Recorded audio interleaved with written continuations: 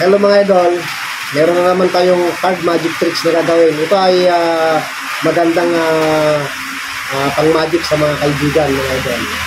Okay, pakita pa natin mga idol na ang baraha ay kompleto. Ito idol ang ating baraha. At babalasan natin maigi.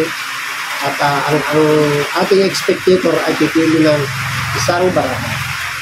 Pumili ang ating spectator ng isang baraha at ipakita mo sa camera idol ang baraha na napili mo. Okay? Yan ang baraha na napili niya. Ipakita natin mga idol at ilalagay natin sa gitna. Kitang-kita idol na nakalagay sa gitna. Lalagay natin maigi. Ayan idol. Tapos ito, ikat natin na ganyan. Ibalasan natin maigi. Para yung baraha niya ay wala na tayong idea mga idol. Ngayon idol, babaliktarin natin ang baraha. Baliktad natin na ganyan, ganyan, at ganyan.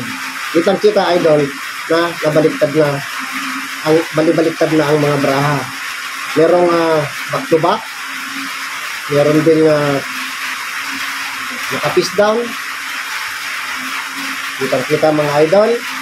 At akunin natin ang kamay ng spectator. Lagay natin dyan. Tatakpan natin na ganyan. At gaganyan natin.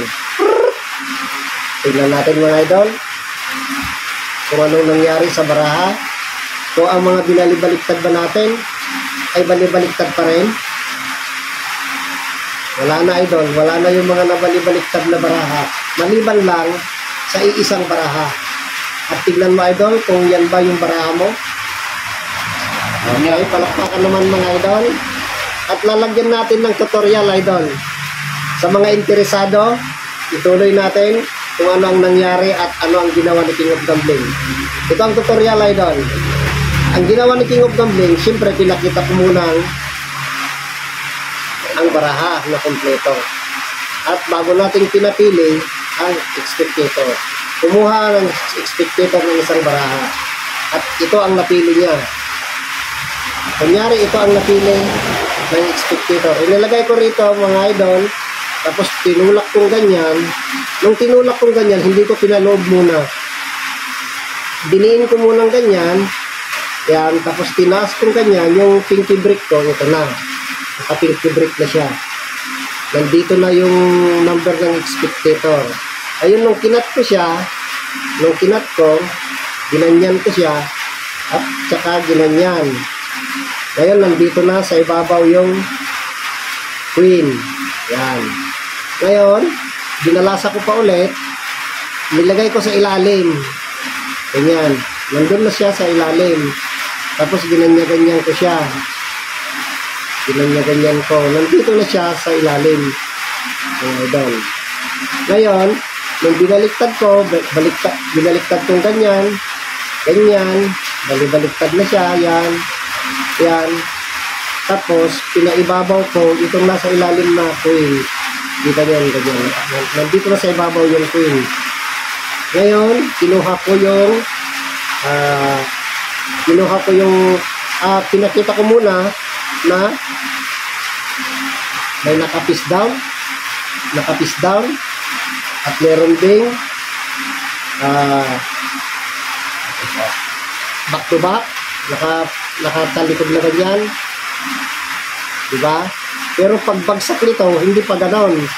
Pagka pinakita mong ganyan, igaganyan mo siya pag ganon, para yung queen nandito na, naipit na yung queen. At kahit titignan mo, ayan, nandito na yung queen. Pero ang ginawa ko kanina, nakatihayang ganyan nung pagganyan ko, buo na siya.